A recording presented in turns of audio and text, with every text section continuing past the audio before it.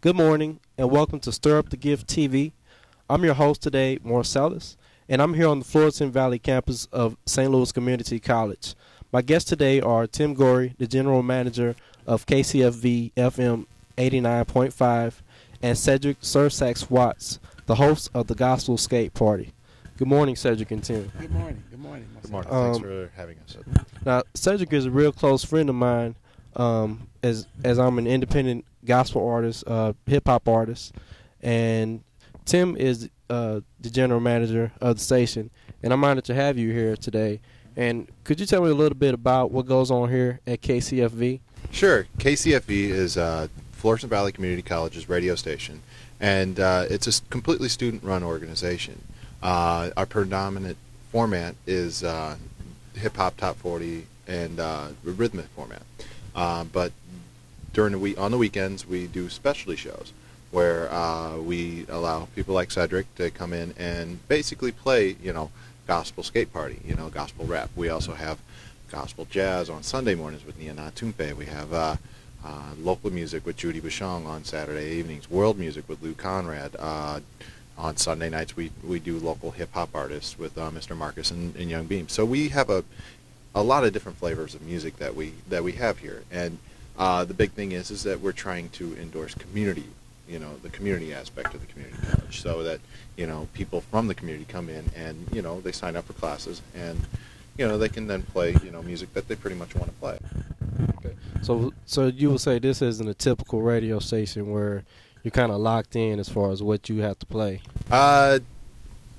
Well, kind of, sort of. I mean, during the mornings hours from 8 a.m. to 7 p.m. Monday through Friday, we are locked in. We have, a top 40 kind of format. But pretty much from there, it's like pretty much like an 88.1 or something like that, where, we then let the students choose what they want to play. Okay. Now, Cedric, Yes. He mentioned the specialty shows that go on here, and of course, the Gospel Skate Party is one of those specialty shows. Could you tell us a little bit about the Gospel Skate Party?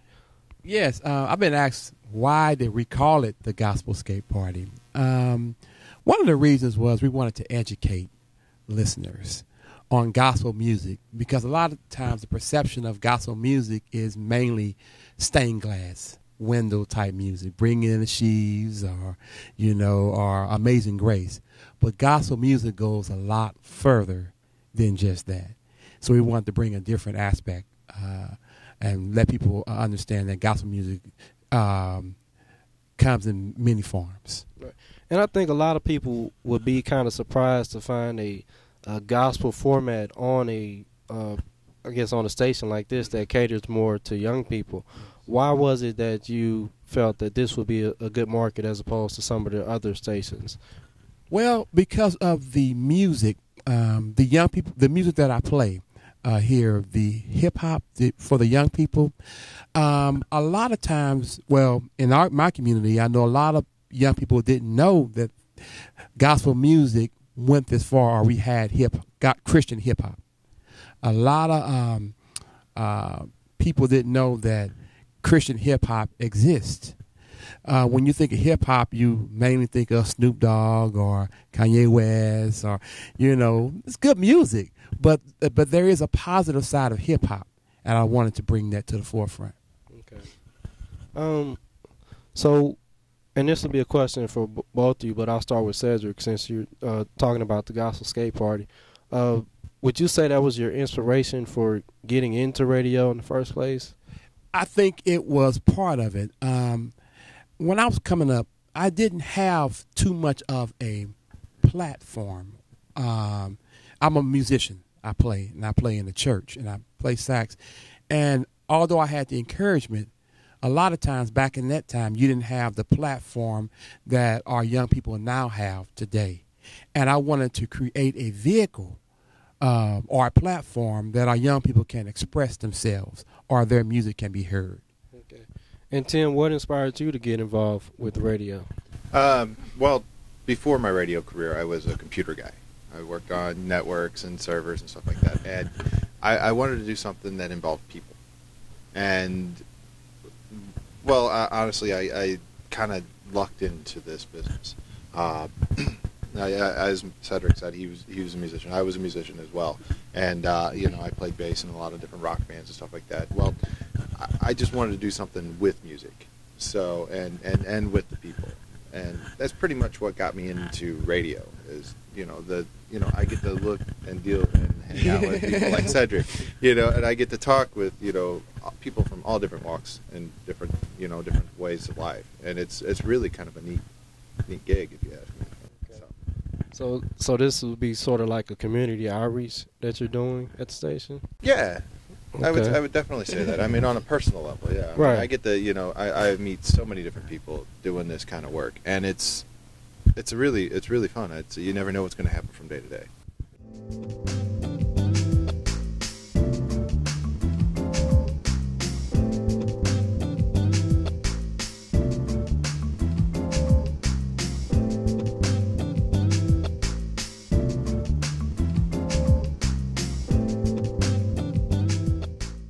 Now, Tim, you mentioned that a lot of different things go on here at the station, and I know it's mostly run by students. Let's say I'm a student, just starting out in the mass communications program and wanted to get involved with radio production, and I wanted to come with you with the show. What do you look for in a show that someone's trying to produce for KCFV? Predominantly, I look for uniqueness. And it's not just my decision on what goes on with the station. Our faculty advisor, Stephen Bay, he comes in, as well as our music director, Shantae Strickland. We'll get together and we'll go through all the specialty show submissions. Everybody's got to, they have to pitch their show because, the first and foremost, we're a learning environment. So, if you're going to go out there and you want to, be the next DJ on one of the major radios, you have to, come with an air check. So we make sure, you bring an air check. So we listen to all the air checks and we look for pretty much what the most unique show is. Cedric, he's the only guy that I know of in St. Louis that's playing gospel hip hop. So, he's a definite shoe-in. I've got a gentleman by the name of Dan Sanderson, a.k.a. Boaster, who plays video game music on Friday nights. And I've got Shantae Strickland, our music director. She has a show on Sunday mornings. It's it's uplifting, and good. She basically does what Cedric does, only on more of a rock and independent format. She plays DC Talk and stuff like that. Yeah. I'm just looking for unique shows. Mr. Marcus Mixtape on Sunday afternoons or Sunday evenings, 4 to 8. He'll go in and he'll interview all the local artists and he'll have people come in and freestyle. He's more into the urban, hip hop stuff like that. So, and that's pretty much what I'm looking for as far as specialty shows. Something different to bring to the table. Okay. So, guess what type of preparation would somebody need to, before because I know it's a lot of complicated stuff in here. I know you don't want people coming and breaking this stuff. Pretty much so, yeah. What kind of preparation would they need to get involved in a career with radio broadcasting? Well, that's the good thing about Florissant Valley Community College and KCFV. Basically we try and prepare you for step one, which is a radio production class. We teach you how to use, Pro Tools and SoundForge and, all the other audio programs that, that all the big names are using. We'll teach you how to make the PSAs, how to interview techniques. We'll teach you all how to use turntables and how to use the boards and the SCOT system and the CD player. And, and basically, prepare you. And then the next step would be an applied broadcasting program, which is 4 hours. We come in, Monday through Friday, 8 a.m. to 7 p.m., and you do a 4-hour shift once a week. And it's our standard format, because the first job you're going to get out there is not going to be doing, what you want to do. You're going to be doing what somebody else wants you to do. Mm-hmm. So we teach you how to do, a standard format, speaking at least 2 or 3 times an hour, advertising, the station, advertising, this is, basic radio etiquette. And then once you've proven yourself there that you can, and you've shown that you can do, a standard show, and you can follow the station policies, and the FCC rules and regulations. And then you go up and you take another class, which is multimedia applications, and you can then become, do what Cedric's doing and play a specialty show. Okay. Now, Cedric, what do you look for? Let's say I'm an artist that wants to get airplay on the show. What do you look for in an artist? Foremost, originality. Look for originality. I look for quality in that product or in that CD. I look for what we call a radio friendly sound. Is it mastered? Is it mixed right? A lot of times we also look at the packaging, because what we play here, 9 times out of 10, they're going to try to put it on the market. It's not. I really don't look for that because I'm not selling it. As far as, this is not a store, this is a radio station. But I do kind of advise, look at what I have here, or I kind of compare it to the major projects that are out there, and before I even play it. And a lot of times here, we really have to run our music through our station manager or run it through the music director before we play it, because they have to have that ear too. So it goes through a screening process. But as far as I'm concerned, I look for foremost originality, and then radio friendly. Radio friendly is very important. You have to have that sound. So the bottom line basically is that you have to be unique, but also be competitive with what's going on. That's correct. Yeah, okay. Very. Okay.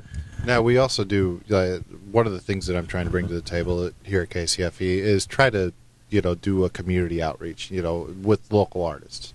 So, so we get all types of music now. I get everything from hip-hop to rap to heavy metal to, local rock bands.